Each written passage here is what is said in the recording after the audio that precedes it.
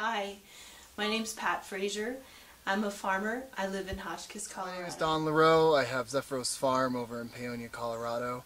I also work as a board member on the Valley Organic Growers Association board, and I'm luckily doing this by video because as a farmer I don't have the opportunity to be there in person to encourage you to vote for this bill. I'm Mark Waltermeyer, and I run Thistle Whistle Farm in Hotchkiss, Colorado. It's Max Isley, and my husband and I have Mesa Winds Farm. It's certified organic. We have peaches and apples and table grapes, wine grapes, and we're trying to diversify our farm so that we can be sustainable. The reason I'm supportive of this bill is somewhat obvious. Here in this greenhouse I'm growing all organic, actually biodynamic, culinary herbs for the most part. And the culinary herbs that I grow, I like to dehydrate and to be able to put those out on the market to local customers. With this bill, that would make it much more convenient for me to be able to do that in my home kitchen. These herbs that I grow here, I grow them year-round, and they would be easy, very, very simple, and very safe to be able to dehydrate and make available to people in my community, or even people as far as the Front Range in Colorado.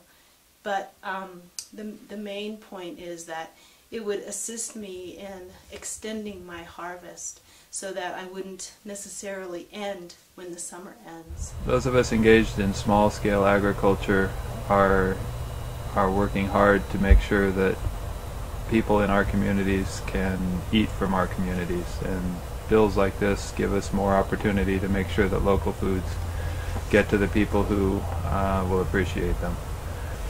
Most of the food that we produce here on this farm goes to people in this community or people who buy from me at the farmer's market, and those folks are either picking up at the farm or know where the farm is and are welcome to come visit, and often do. So when I market to them, they know how the food is produced, where it's produced, how we and we're responsible for the quality of that food. It's an easy thing for them to see that their food is safe and clean and nutritious, and much easier thing than the food that a much easier process than the food that they buy at the supermarket. So opportunities for them to buy foods, minimally processed foods like this bill will allow us to sell, give them the opportunity to expand the things that they can buy locally and from a trusted supplier. Another really important thing that this bill would allow me to do is I have surplus production, and so when I sort of have to produce a little bit more than my markets can take, particularly with the vagaries of weather. So to have that extra production, and then some seasons when I'm not able to sell it, I could actually take that surplus and make something out of it. And this bill would really allow me to do that. One of the things we tried for the last several years was doing value-added products. We heard that that was a really good way to make some money during the season before the fruit was ready, that we could extend our selling season, that we could also take things to the farmers markets and we could have a presence there for a longer part of the season. We'd be able to use some of our fruits that were maybe not marketable, maybe they're seconds, and so we got really excited about it. And we went to Grand Junction, we signed up for their commercial kitchen program, and we discovered that not only was it expensive, but it took us an hour to drive there, an hour to drive back. We were spending 14 hours, days, and you know, it was kind of tough to get someone to help us too for that long of a period. So then we got a kitchen closer in Paonia, and that was still a lot of packing up because we're certified organic. We had to take all of our equipment with us and basically set up the kitchen every time we produce anything. So after 3 years we realized we were actually losing money, and this was not practical for us. So we were hurt in two ways. We were hurt by not being able to do the value added and not getting products to consumers quicker, and it was disappointing because our customers really loved our jams and jellies. They really did, and it was disappointing to them that we couldn't supply that. If we were able to do our processing on the farm. We have 2 kitchens here. I could devote a kitchen just to that. I could afford then to hire some help, and we could process our fruit in a much more timely manner, much more efficiently, and I believe I would give it another try. I think it's worth it. First of all, I want to thank those who are listening and watching this video for taking the time to watch it and watching the comments from farmers from the North Fork Valley. It's important to us to be heard, and it's sometimes not practical and not very cost effective for folks from the Western Slope to come to Denver to testify. So we appreciate that that this can be viewed and that you can hear our voices. My name is Elaine Brett. Moved to the Western Slope of Colorado about 6 years ago, and since that time have been very involved with community food systems projects. I represent the Western Colorado Food and Ag Council, and have been very involved with working with farmers to help promote farm products and to help promote healthy living in Western Colorado.